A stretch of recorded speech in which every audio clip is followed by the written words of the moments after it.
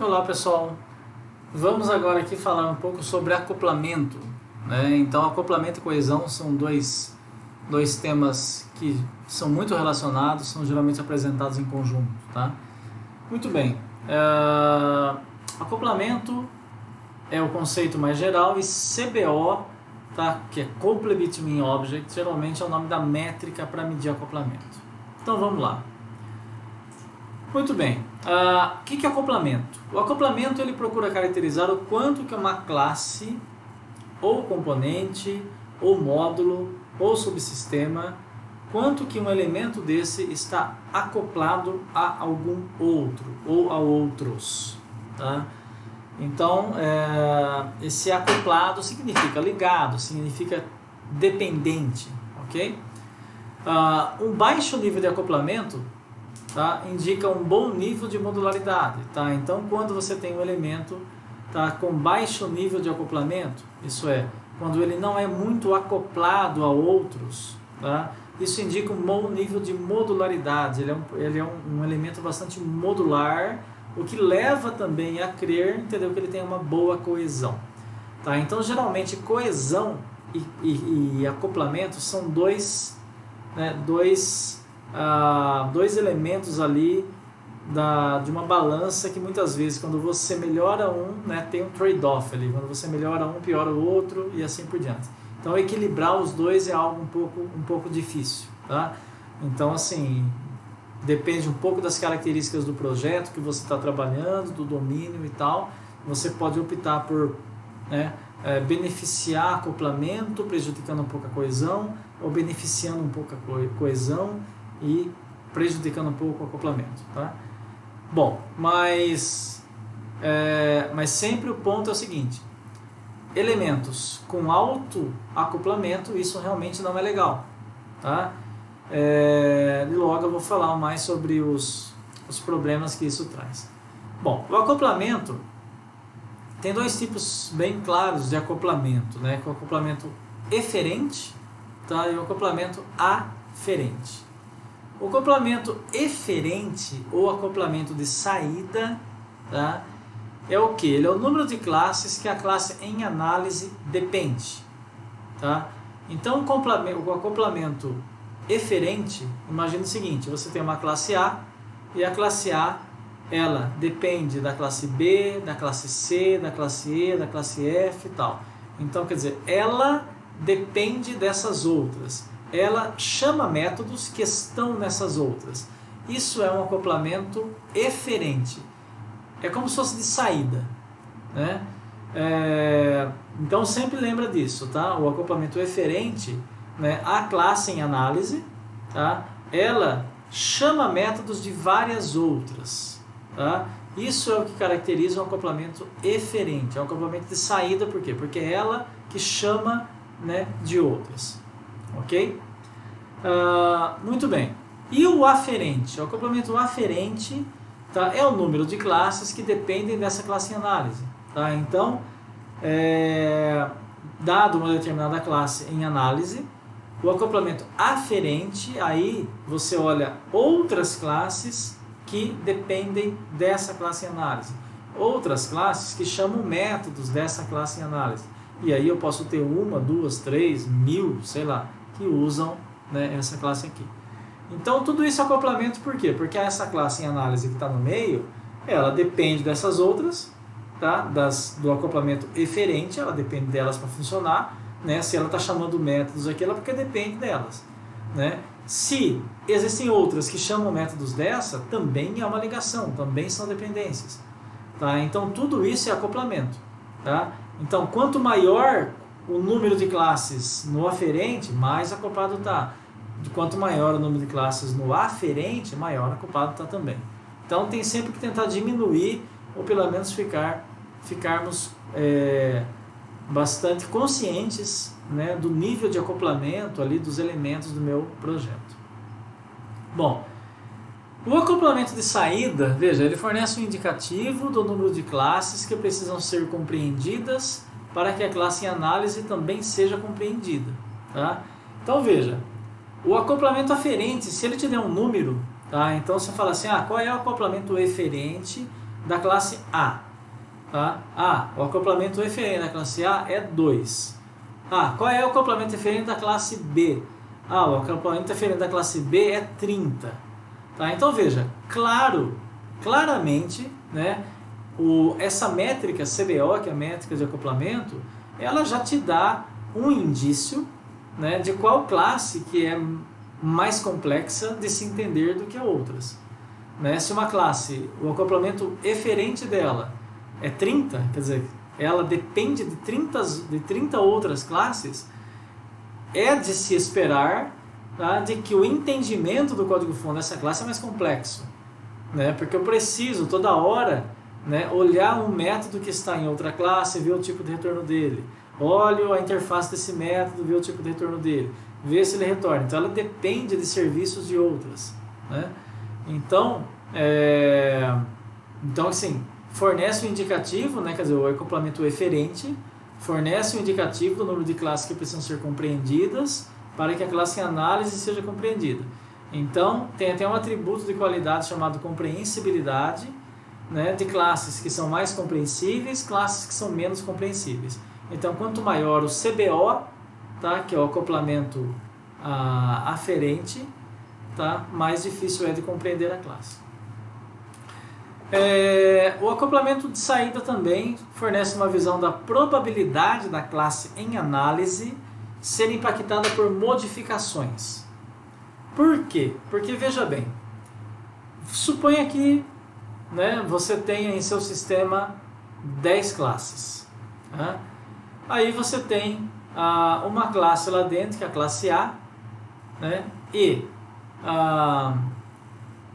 você tem 9 outras classes que dependem dela. Tá? Então, isso eu estou falando aqui de acoplamento aferente. Tá? Eu tenho 9 outras classes que dependem dela. Tá? Não, desculpa, vamos falar do eferente primeiro. Tá? Então, do eferente primeiro, eu tenho um sistema lá que ele tem 10 classes, né? Tem uma classe A e essa aqui ela depende de outras 9. Tá? Então veja, ela depende de todas as outras classes do sistema.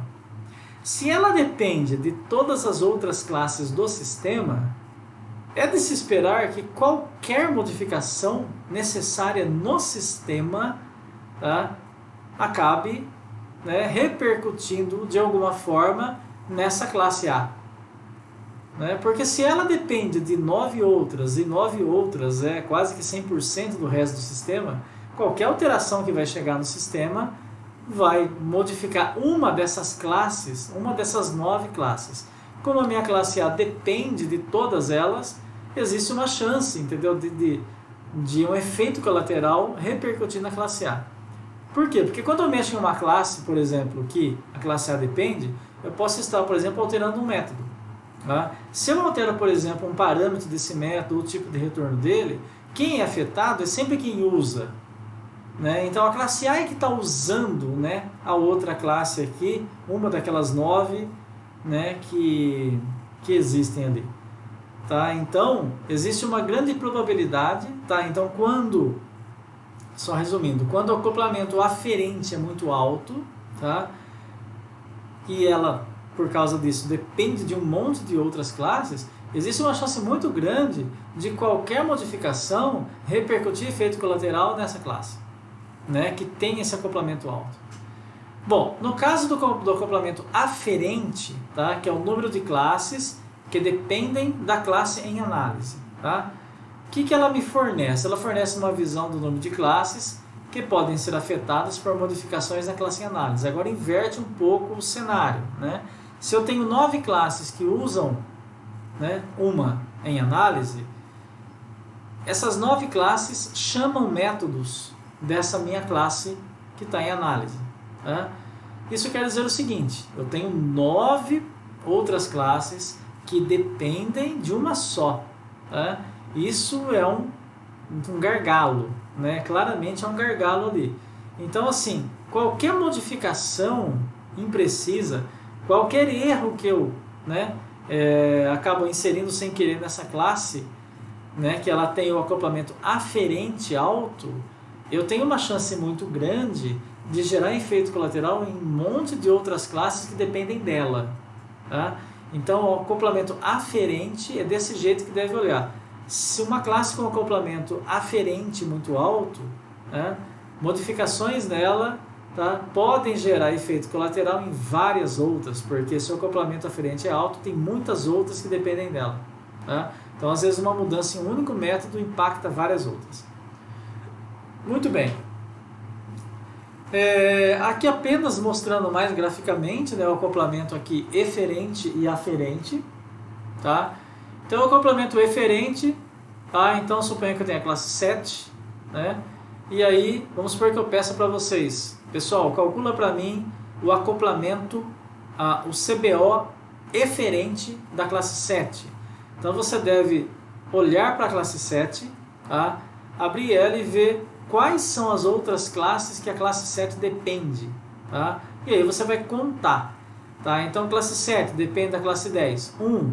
Classe 7 depende da classe 11. 2. Classe 7 depende da classe 12. 3. Então, o acoplamento eferente da classe 7 é 3, significando que ela depende de 3 outras classes. O acoplamento aferente da classe 7, nesse caso, é 2, porque ao olhar para a classe 7, primeiro que você, olhando e analisando a classe 7, não é possível de você contabilizar quanto que é o CBO aferente da classe 7, né? Porque dentro da classe 7 você apenas tem chamadas para outras. Você não está vendo quem chama os métodos da classe 7. Então, assim, para você caracterizar o acoplamento aferente, né, de uma classe, né, é mais complicado porque você tem que sair procurando pelo sistema outras classes que dependam, que chamem métodos da classe em análise. Né? Então, aqui, por exemplo, na classe 7, né, eu teria que sair varrendo o sistema, né, olhando em todas. Tá? E aí, aqui, cheguei na conclusão de que a classe 8 usa métodos da classe 7, então 1. A classe 9 usa métodos da classe 7, 2. A classe 12 usa? Não. 11 usa? Não. 10 usa? Não. Então, o acoplamento aferente da classe 7 é 2. Então, apenas 2 classes, né, que usam, né, métodos aqui da classe 7. Então, nesse caso aqui, dá para ver que o acoplamento eferente é maior do que o aferente. Modificações na classe 7, né, podem levar efeitos colaterais em 2 outras classes, que é a 9 e a 8. Tá?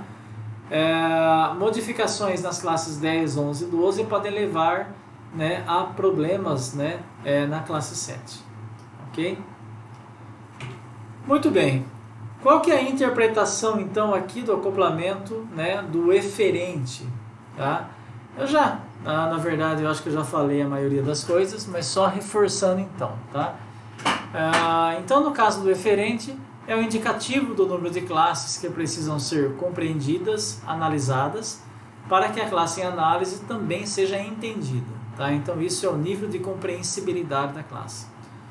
Para compreender uma classe, tá? Para você entender ela, o que acontece? Uma das tarefas é você olhar nos métodos, tá, que ela usa de outras classes. Então, é por isso que acaba afetando bastante a compreensibilidade de uma classe, porque muitas vezes você abre ela, para você entender o método, você tem que olhar nos métodos que ela usa. Então, você vai na outra classe, vê o método, volta. Desce um pouquinho, tem outro método que ela usa de outra classe. Então você vai na outra classe, volta, e assim por diante. Muito bem. Classes com alto grau de acoplamento eferente também têm uma alta probabilidade de receber efeitos, né, de modificações e defeitos de classes que ela depende. Tá? Então, se ela depender de muita gente, talvez qualquer modificação do sistema vai acabar mexendo em uma classe, né, que ela depende. Tá? Então, não é legal. Modificações nas interfaces dos métodos que são usados pela classe em análise sempre também vai impactar a classe em análise. Então, você tem uma classe em análise, ela depende de outras. Se as modificações se concentrarem no corpo dos métodos, muitas vezes, né, acaba não tendo muito impacto. Mas, se as modificações forem nas interfaces, isso é, nas assinaturas dos métodos, tá? Isso, modificações também devem ser feitas na classe em análise. Se a classe depende de muitas outras, ela está mais sujeita a sofrer efeitos de modificações. como eu já disse, é um lugar provável em que um bug introduzido em algum lugar irá aparecer. Classes com alto grau de acoplamento eferente provavelmente são código cliente. Tá? Código cliente são aqueles trechos de código que apenas usam, né? Então, se você pegar uma classe que ela tem um alto grau de acoplamento eferente, também é um certo sinal de que ali pode ter bastante código cliente, que apenas usa, né, outras classes ali.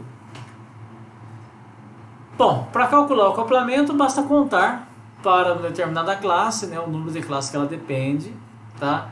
E o número de classes que dependem dela, tá? Cuidado com o termo depende, tá? Aqui eu não estou usando o termo depende no sentido clássico de dependência lá da OML.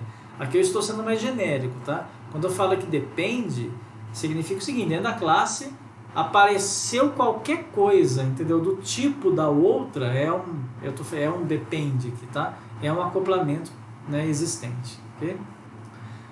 Então aqui nesse caso, quer dizer, o depende pode ser os atributos, né, associações, né, na OML, né, você tem um atributo do tipo da outra classe, chamada de um método que esteja em outra classe, parâmetros é uma classe que é do tipo da outra, retorno de um método do tipo de outra classe, relacionamento de herança e implementação de interfaces, importações, lançamento de exceções cuja exceção é do tipo de uma outra classe, tá?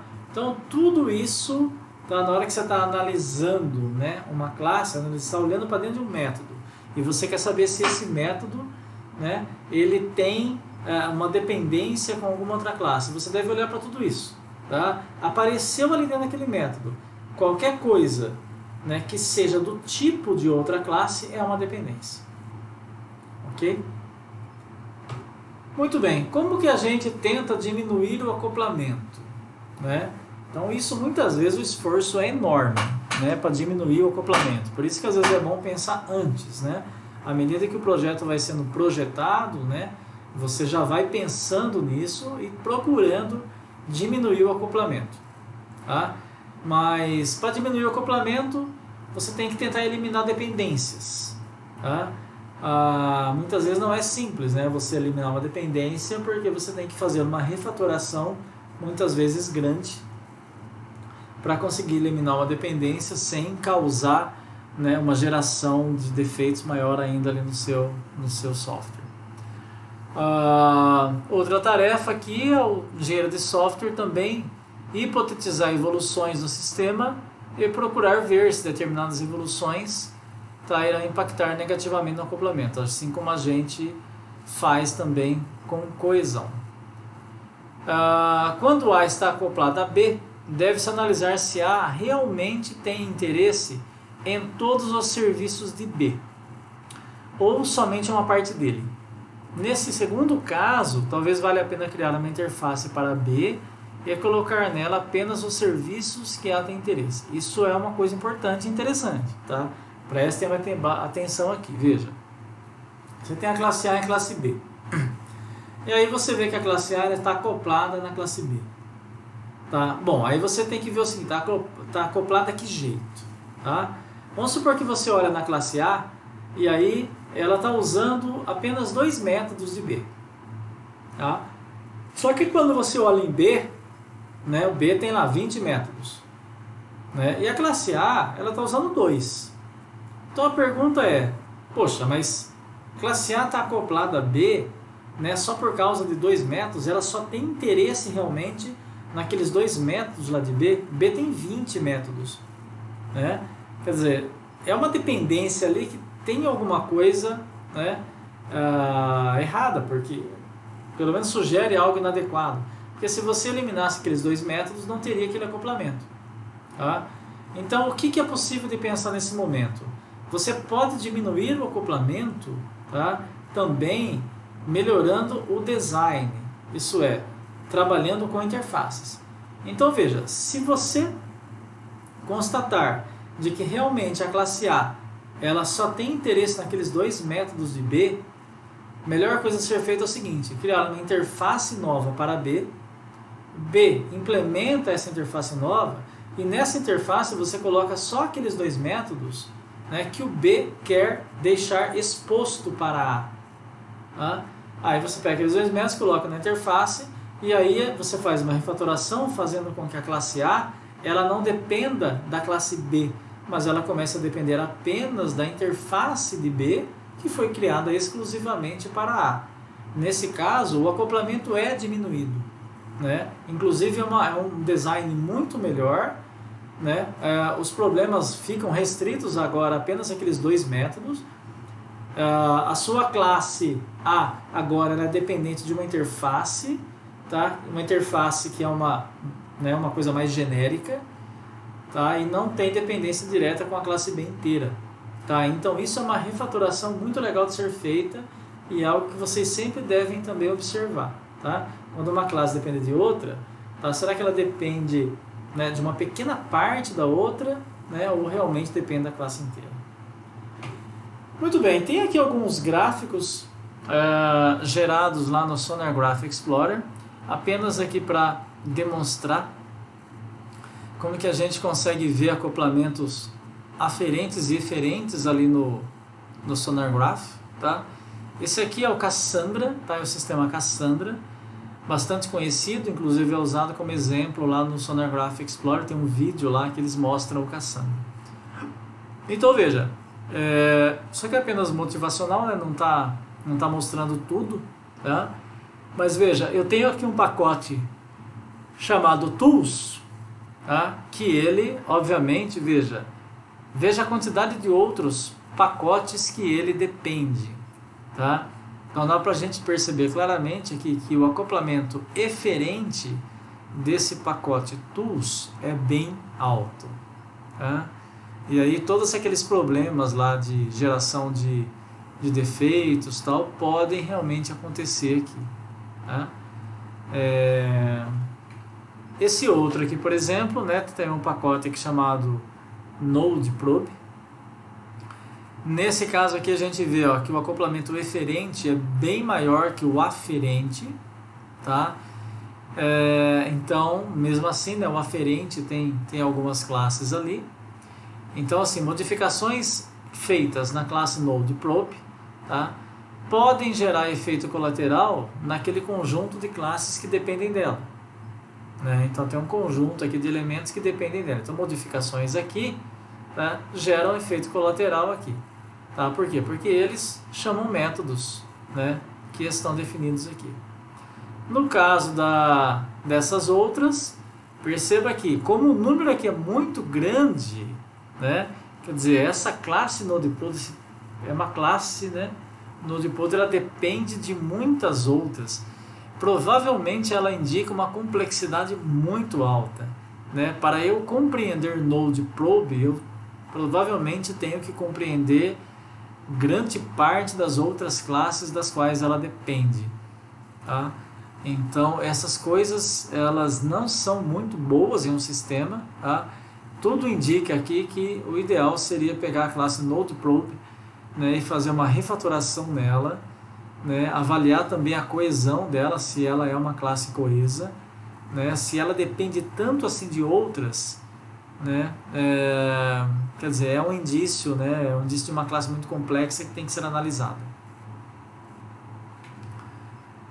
Ok, tem um exemplo simples aqui, né, considerando a classe Point, né, qual é o seu valor para a métrica CBO, né, qual é o CBO eferente da classe Point, tá? A classe Point, deixa eu abrir a classe Point para vocês aqui. É isso. Veja, a classe Point, tá? Se eu quero calcular, se eu quero saber, né, o acoplamento eferente da classe Point, tanto que não dá para calcular o aferente, porque o aferente eu teria que olhar para outras classes que dependem de Point. Então eu teria que sair olhando em outras classes aqui do sistema, tá? E eu não tenho nesse momento aqui.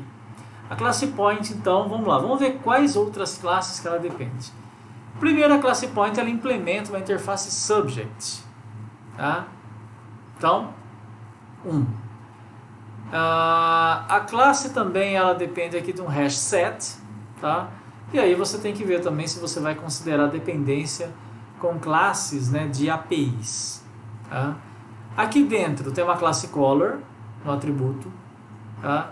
Classe color se repete aqui, então você conta na verdade apenas a classe, não conta o número de vezes, né, que ela aparece no seu código. Tá?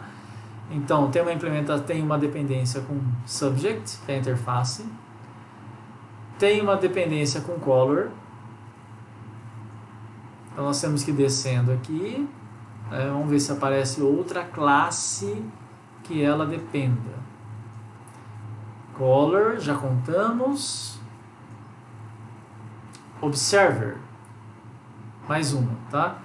Então, observer, color e por enquanto subject. Tá? Observer repetiu, mas já contamos. Tá? Iterator é uma classe de API, tá? Não vou contar. E observer novamente. Tá? Então, assim, classes que não são de API, subject, que é justamente uma classe, né, do padrão observer. Tá? Então, percebe-se também claramente que o padrão observer é usado aqui. Né? Classe ponto aqui é um subject. Tá? Inclusive, tem aqui os métodos, né? Attach, detach, notify observers. Tá? Então, classes que não são de API. Subject, né? Color, subject, color e observer, tá? Então, 3, tá? Então, essa classe ponto aqui, o CBO eferente dela é 3. Vamos ver se é isso mesmo que estava no slide lá. Só voltando aqui.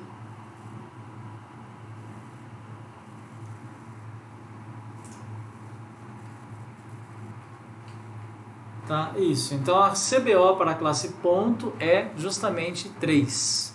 Tá? Porque a minha classe ponto ela depende de 3 outras classes ali.